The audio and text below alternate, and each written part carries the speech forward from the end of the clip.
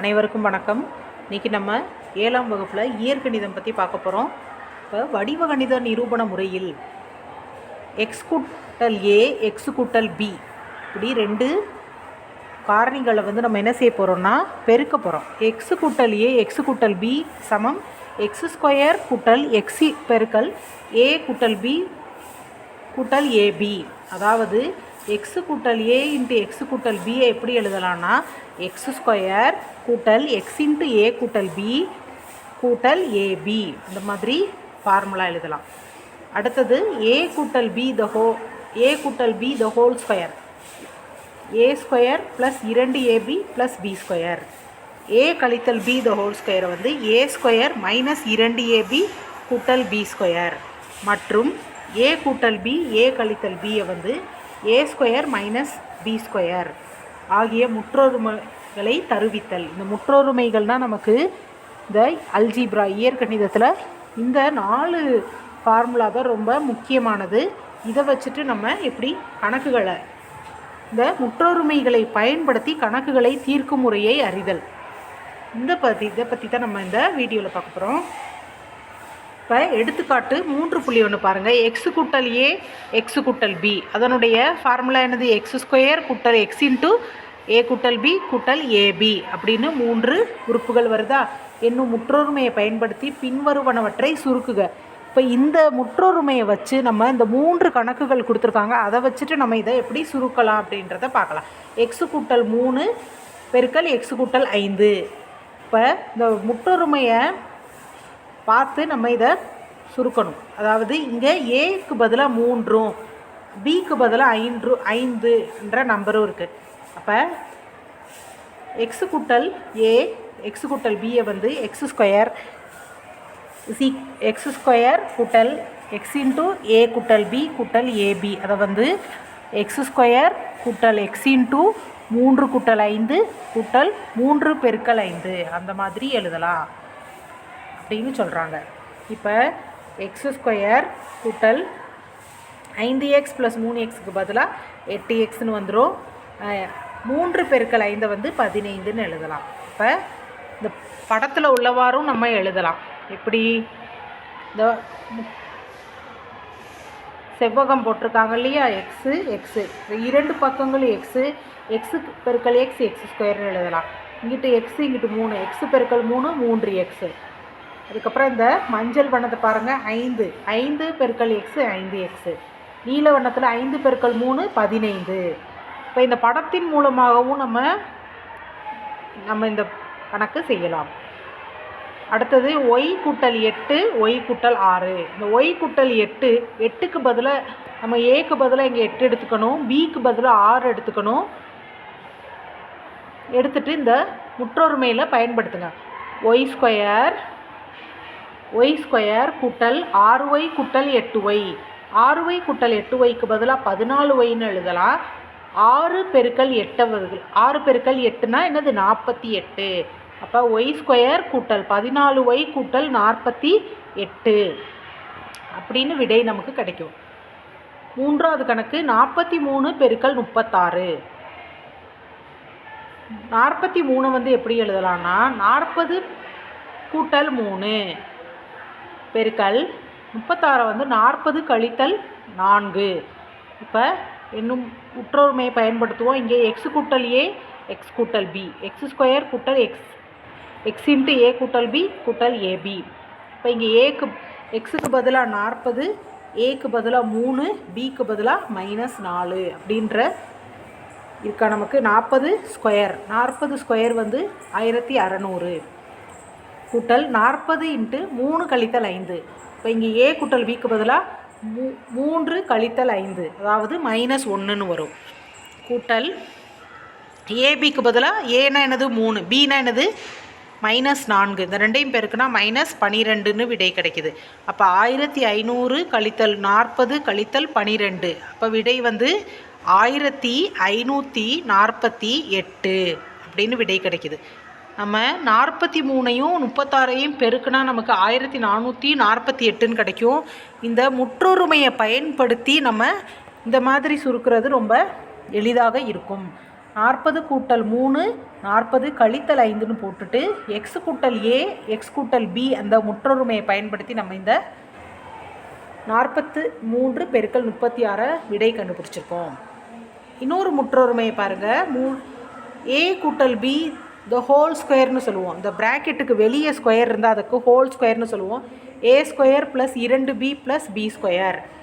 இப்போ இதை எப்படி நிரூபணம் பண்ணியிருக்காங்கன்னு பாருங்கள். பெரிய சதுரத்தின் பரப்பளவு சமம் இரு சிறிய சதுரங்களின் பரப்பளவு கூட்டல் இரு செவ்வகங்களின் பரப்பளவு. இரு சிறிய சதுரங்கள் அப்படின்னா ஒரு நீல வண்ணத்துலேயும் மஞ்சள் வண்ணத்துலேயும் இருக்குது. அந்த இரு சிறிய சதுரங்களின் பரப்பளவு கூட்டல் இரு செவ்வகங்களின் பரப்பளவு.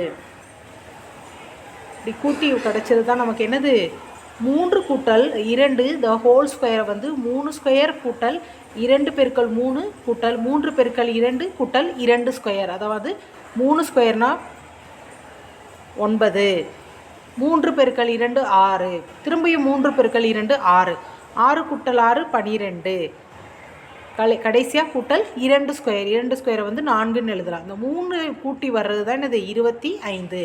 அதாவது 3 + 2 த ஹோல் ஸ்கொயரை வந்து 25ன்னு நமக்கு விடை கிடச்சிருக்கு.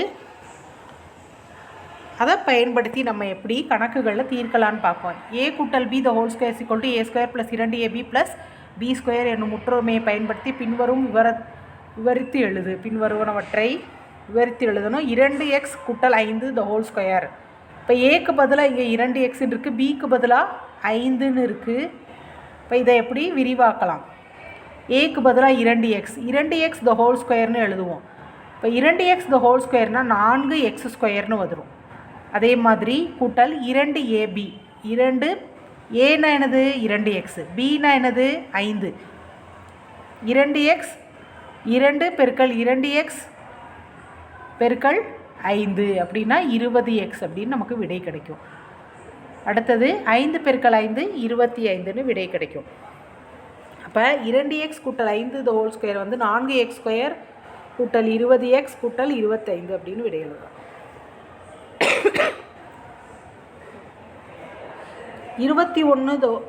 21 ஸ்கொயரை வந்து எப்படி எழுதலான்னு பாருங்கள். இந்த படத்தின் மூலமாக வந்து செவ்வகத்தை போட்டிருக்காங்க, சதுரத்தை போட்டிருக்காங்க. 20 பெருக்கல் 20 400. ஒன்றை வந்து தனியாக எழுதியிருக்காங்களா, 1 மஞ்சள் வண்ணத்தில் இருக்குது. 20 பெருக்கல் 1 20, 1 பெருக்கல் 20 20, 1 பெருக்கல் 1 1. இப்போ பெரிய சதுரத்தின் பரப்பளவு இரு சிறிய சதுரங்களின் பரப்பளவு கூட்டல் இரு செவ்வகங்களின் பரப்பளவு. 21 ஸ்கொயரை வந்து 400 பெருக்கல் 1 பெருக்கல் 20 பெருக்கல் 20, அதாவது 441. இந்த முறையை பயன்படுத்தலாம். அல்லது மாற்று முறைன்னு கொடுத்துருக்காங்க பாருங்கள். ஏ கூட்டல் பி த ஹோல் ஸ்கொயர் வந்து ஏ கூட்டல் பி பெருக்கல் ஏ கூட்டல் பி. ஏ கூட்டல் பியை 2 தான் பிரித்து எழுதியிருக்கோம். அதாவது A square plus 2b AB plus B square. இப்போ 20 கூட்டல் 1, ஏக்கு பதிலாக 20 பிக்கு பதிலாக 1ன்னு இருக்குது. இங்கே இந்த முற்றொருமையில் பயன்படுத்துங்க. ஏ ஸ்கொயர்னால் 20 ஸ்கொயர் 400, 2ab 2 × 20 × 1 40, 1 ஸ்கொயர்னால் 1. இப்போ 400 கூட்டல் 40 கூட்டல் 1னா 441. இப்போ இந்த படத்தின் மூலமாக செய்கிறது கொஞ்சம் நேரம் எடுக்கும். இந்த மாற்று முறையை பயன்படுத்தும் போது நமக்கு விடை எளிதாக கிடைக்கும்.